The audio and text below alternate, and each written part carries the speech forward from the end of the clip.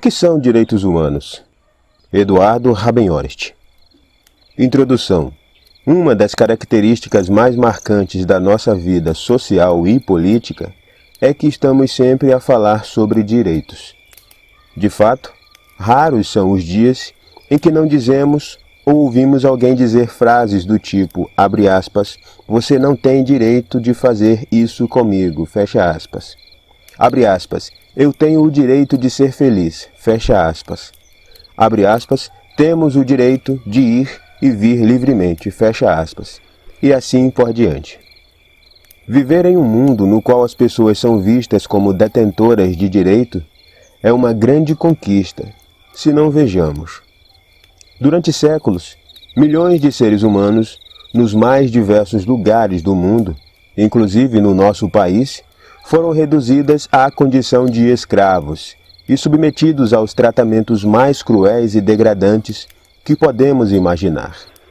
Até bem pouco tempo, a violência contra a mulher e o abuso sexual de crianças despertava apenas indignação moral. Hoje, acarretam punições jurídicas. Há 2 décadas, os trabalhadores que não pagavam contribuições previdenciárias em nosso país eram tratados como indigentes nos hospitais ou postos de saúde. Hoje, dispomos de um sistema único de saúde, que apesar de todas as dificuldades, presta serviço a todos os cidadãos brasileiros.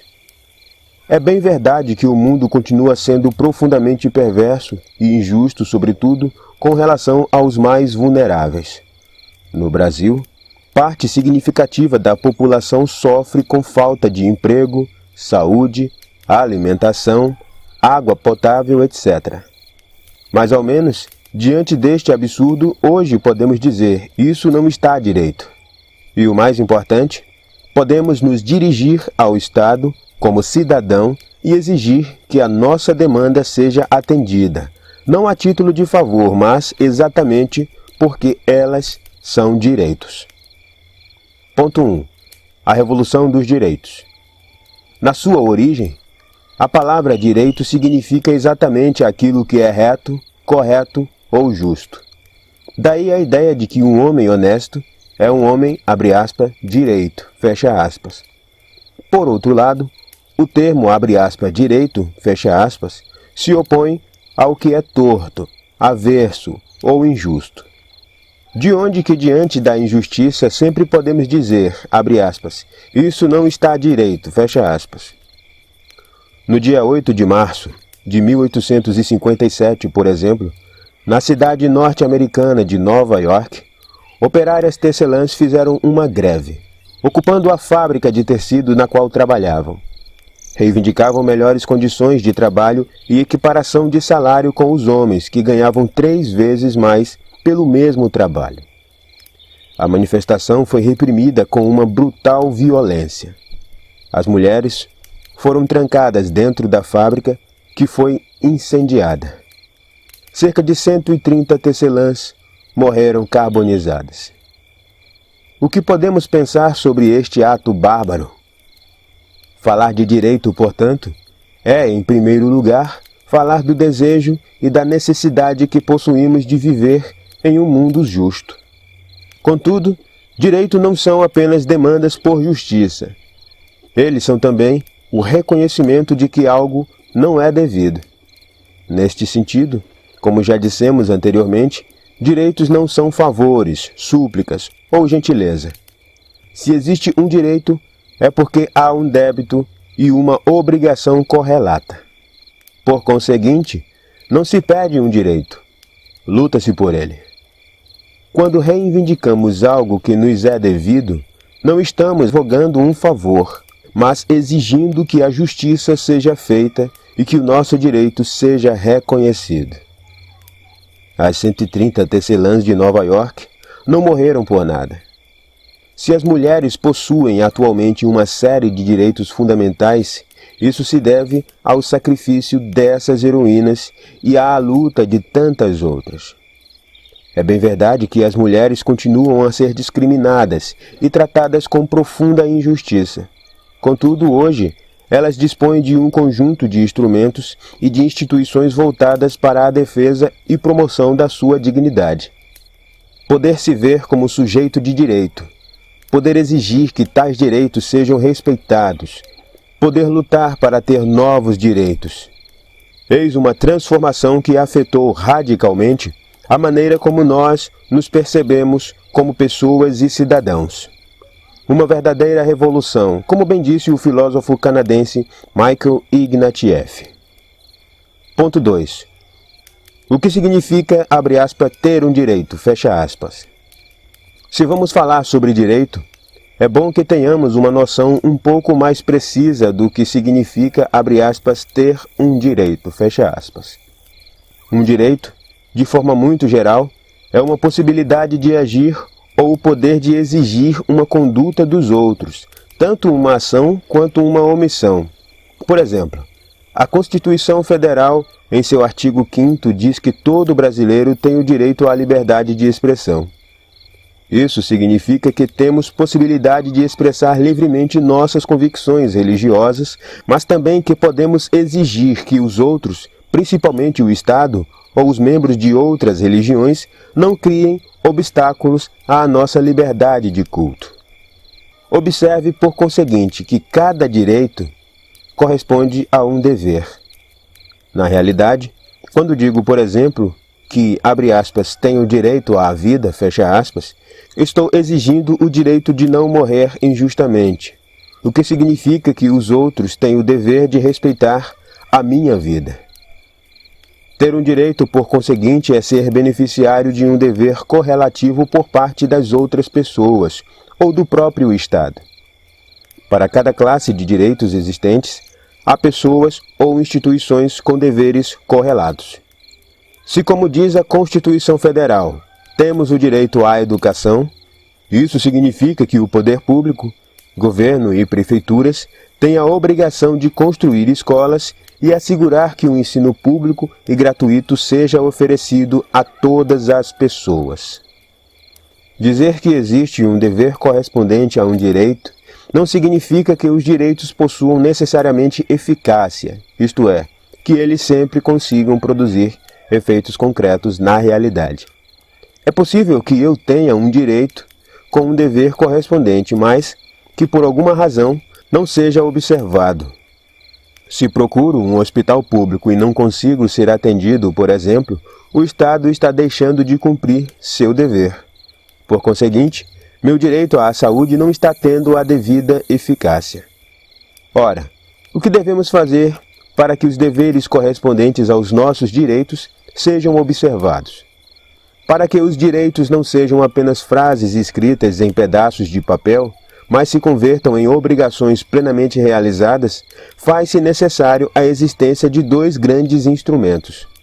Em primeiro lugar, os instrumentos jurídicos, que são as leis, no sentido mais amplo da palavra, declaração, tratados, pacto, convenções, constituições, etc. E as instituições responsáveis por sua aplicação. Em seguida, os instrumentos extrajurídicos resultantes do poder social, isto é, da sua própria capacidade de organização e de reivindicação, movimentos sociais, associações de moradores, partido político, sindicatos, etc.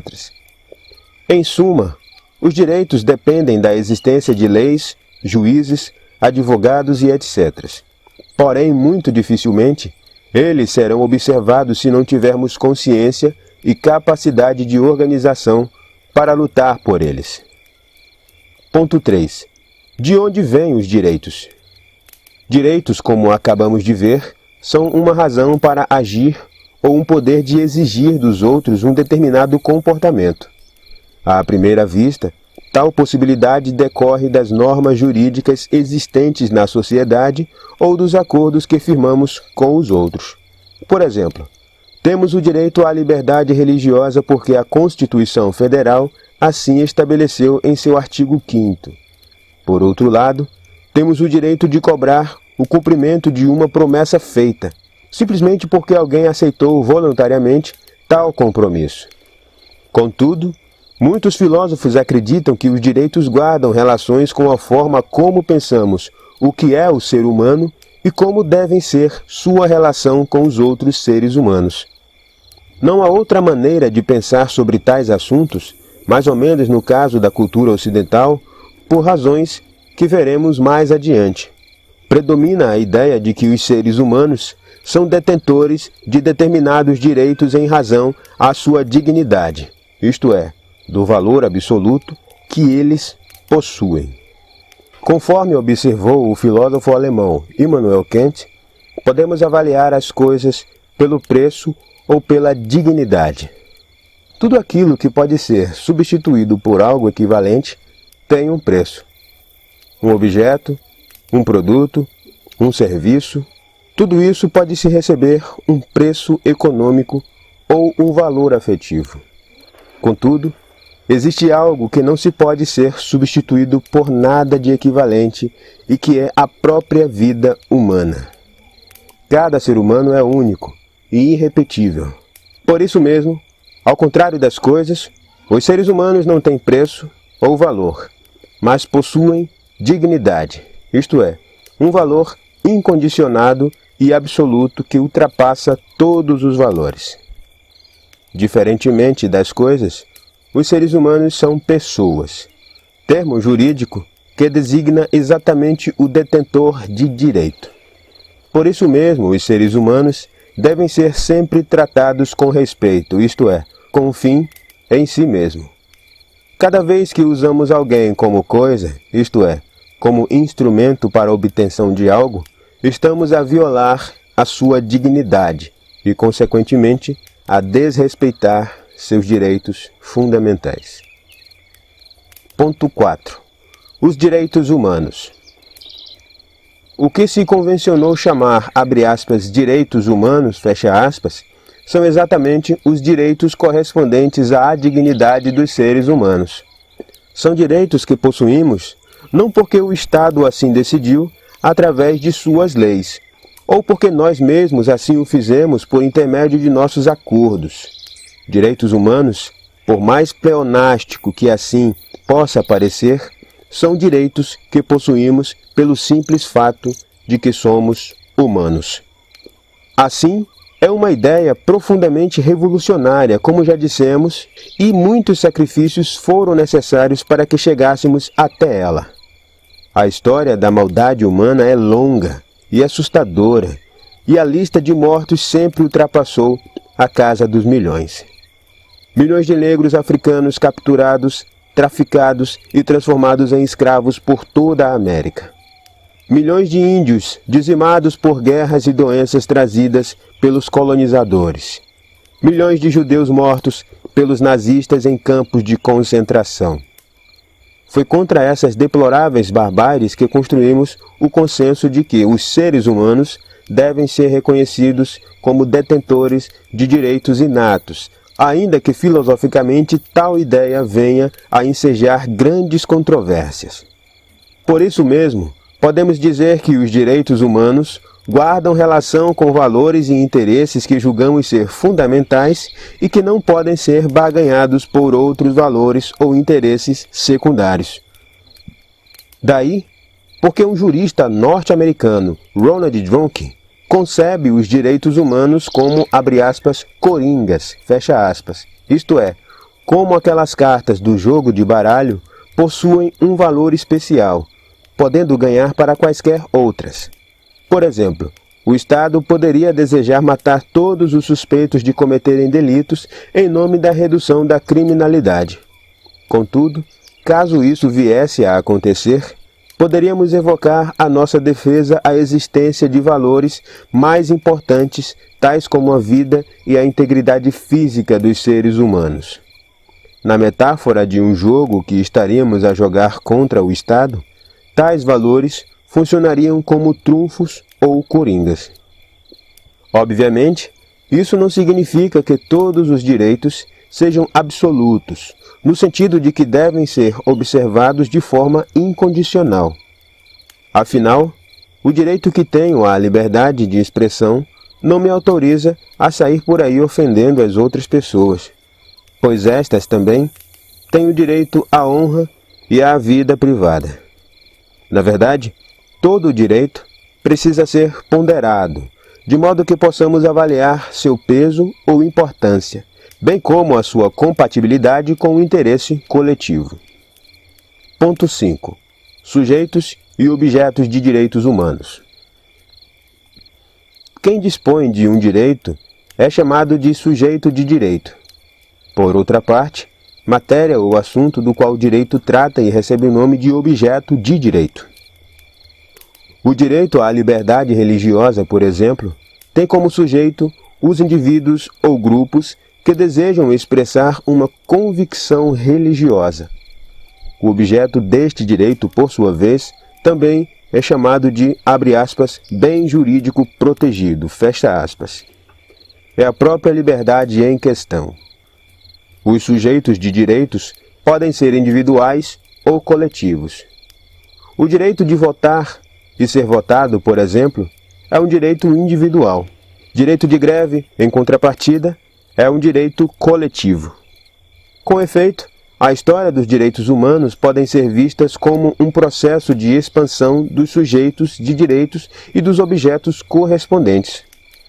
Os primeiros direitos humanos, que surgiram no século XVIII, são os chamados direitos civis e políticos. Os sujeitos destes direitos são os indivíduos. Objetos os quais eles versam, por sua vez, são as liberdades individuais, liberdade de ir e vir, liberdade de expressão, liberdade de crença, etc.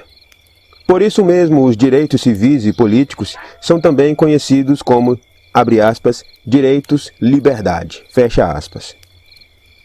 No século XIX, por sua vez, apareceram os direitos sociais, econômicos e culturais, cujos sujeitos são também os indivíduos, só que agora considerados do ponto de vista coletivo e no plano da distribuição dos recursos sociais. São os chamados, abre aspas, direito-prestação, fecha aspas, posto que exigem uma intervenção por parte do Estado de maneira a suprir as necessidades mais básicas dos indivíduos, a propiciar o próprio exercício das liberdades individuais. A diferença entre um direito-liberdade e um direito-prestação pode ser compreendida a partir do seguinte exemplo. De acordo com a Constituição Federal Brasileira, temos o direito de ir e vir livremente. Porém, tal direito nunca poderá ser plenamente exercido se não dispormos de transportes públicos, não temos dinheiro para comprar a passagem, ou caso sejamos portadores de uma necessidade especial, se não existe rampas para a cadeira de rodas que utilizamos.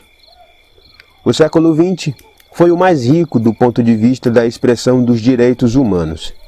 Nele surgiram os, abre aspas, direitos difusos, fecha aspas, assim denominados porque não têm um sujeito específico, mas interessam à humanidade como um todo. Direito ao desenvolvimento, direito à paz, direito ao meio ambiente protegido, etc. Posteriormente, o mesmo século deu lugar a direitos mais, abre aspas, exóticos, fecha aspas, que tratam os animais, da natureza e dos embriões, por exemplo. Pode-se dizer que os sujeitos de direitos humanos reconhecem ao longo da história não apenas uma expansão, mas também um interessante processo de especificação. Os direitos humanos clássicos não valorizam os elementos de diferenciação de um indivíduo com relação ao outro, gênero, raça, idade, opção sexual, etc., mas concebiam seus titulares de forma genérica e abstrata, o homem, o cidadão, etc. Na contemporaneidade, ao contrário dos direitos humanos, tendem a vislumbrar os sujeitos de forma concreta e particular, isto é, como indivíduos historicamente situados, inseridos numa estrutura social e, portanto, de necessidades específicas. Daí falarmos de, abre aspas, direito das mulheres, fecha aspas, abre aspas, direito das crianças, fecha aspas, abre aspas, direito dos portadores de deficiência, fecha aspas, e, abre aspas, direito dos homossexuais, fecha aspas, dentre outros. Ponto 6. Direitos humanos. Críticas. Conforme foi dito no início deste texto, é certamente uma grande vantagem viver em uma sociedade onde as pessoas, apesar de todas as diferenças, têm os mesmos direitos básicos. Contudo, não são poucos os autores que, por razão das mais diversas, criticam a ideia de direitos humanos. Alguns creem absurda a tese que o homem é detentor de direitos inatos. Direitos, dizem tais pessoas, são criações humanas e não algo espontâneo, isto é, proveniente da natureza ou de Deus. Outros acusam os direitos humanos de serem uma criação arbitrária da cultura ocidental, uma cultura profundamente individualista e egoísta, na qual os indivíduos se veem como células circuncidadas por direito, e não como membros que fazem parte de um todo e que têm deveres em relação aos mesmos. Por fim, alguns estimam que a ideia dos direitos humanos exerceriam o papel ideológico de manutenção da ordem dominante, impedindo as reformas políticas e sociais. Afinal, do que adianta dizer que brancos e negros, homens e mulheres, e assim por diante, têm o mesmo direito se as desigualdades sociais e econômicas que dividem a sociedade teimam em persistir? Tais críticas são intrigantes, mas elas suscitam respostas razoáveis por parte dos defensores dos direitos humanos. É certo que a ideia de dignidade humana, como fundamento dos direitos humanos, é filosoficamente questionável. De fato, o que poderia justificar, fora de uma perspectiva religiosa ou dogmática, a indistinta atribuição aos seres humanos de um mesmo valor? No entanto, podemos argumentar contra essa crítica dizendo que a dignidade é o valor que atribuímos aos seres humanos em função das nossas crenças sobre o modo em que os mesmos devem ser tratados. Vimos tantas injustiças e tantos atos bárbaros serem cometidos contra a humanidade que fomos levados a formar a convicção de que os homens precisam ser reconhecidos como titulares de direitos básicos. A crítica de que os direitos humanos representam um ponto de vista de uma cultura ocidental de traços profundamente egoístas podem ser rebatidos a partir de vários argumentos. Em primeiro lugar, não está provado que os direitos humanos sejam produto genuíno da cultura ocidental, ou algo compatível com as determinadas culturas. Em seguida, mesmo que esta crítica esteja fundada, isso significa apenas que os direitos humanos não são universais, e não que eles não poderiam ser universalizados de formas democráticas e respeitadoras da diversidade cultural. Por fim, é bem verdade que uma boa parcela dos direitos humanos guarda relação com liberdades individuais, o que parece ser típico de uma sociedade individualista, mas não podemos esquecer os vários direitos que acentuam uma vida solitária, tais como os direitos sociais, por exemplo. A última crítica, por sua vez, pode ser respondida a partir da ideia de que os direitos humanos, mesmo não questionados à base de uma sociedade capitalista, podem servir como um instrumento à construção de uma sociedade justa e solitária. Em outras palavras, os direitos humanos não são uma panaceia contra todos os males sociais e econômicos, mas sem eles dificilmente poderemos respirar por um mundo decente e equitativo. Ponto 7. Direitos humanos na sociedade brasileira, à guisa da conclusão. A história dos direitos humanos no Brasil pode ser vista como obra de todos aqueles que, através de insurreições, rebeliões e revoltas, lutaram contra as estruturas de dominação que vigorou em nosso país durante séculos e que ainda persistem em muitos aspectos, principalmente no que concerne às desigualdades sociais. Por isso mesmo, a ideia de direitos humanos em nosso país permanece sendo vista como algo subversivo e transgressor. Na última década, as classes populares e os movimentos sociais têm feito um uso intenso de direitos humanos como instrumento de transformação da ordem dominante. o que explica a ação enérgica de determinados grupos conservadores no sentido de tentar associar a causa dos direitos humanos à mera defesa de pessoas que cometem um delito. Daí, acusações falsas do tipo, abre aspas, direitos humanos é coisa de bandido, fecha aspas, ou, abre aspas, onde estão os direitos das vítimas, fecha aspas. Estas acusações não procedem. Afinal, os direitos humanos, como vimos, ultrapassam largamente a esfera penal. Certo, muitas organizações como a Anistia Internacional lutam pelos direitos das pessoas encarceradas, mas outras entidades, como o Greenpeace, por exemplo, existem para a defesa do meio ambiente. Na verdade, para cada direito humano reconhecido no processo de expansão, tratado no item 4 deste texto, existem dezenas ou centenas de organizações militares. O mesmo ocorre com relação às vítimas de delitos. O GAJOP, Grupo de Apoio Jurídico às Organizações Populares, por exemplo, é uma entidade brasileira que presta assistência deste tipo. Contudo, sempre é bom lembrar que mesmo as pessoas que cometem os delitos graves têm direitos básicos e devem ser respeitados. Quem comete um delito pode perder sua liberdade, em alguns países até a vida, mas nunca sua dignidade. Assim como a amizade e o amor, os direitos precisam ser cultivados, pois não existe qualquer garantia de que este importante patrimônio moral da humanidade permaneça intocado. Recebemos todos os dias, de diversas partes do mundo, notícias sobre graves violações e ameaças aos direitos humanos. De onde a simples importância da educação em direitos humanos, concebida não como a simples introdução de um conteúdo temático sobre tais direitos nos programas escolares ou universitários, mas essencialmente como um meio capaz de proporcionar a construção de uma cidadania ativa em nosso país. Este é um desafio que se impõe ao conjunto da sociedade brasileira, principalmente aos mais jovens.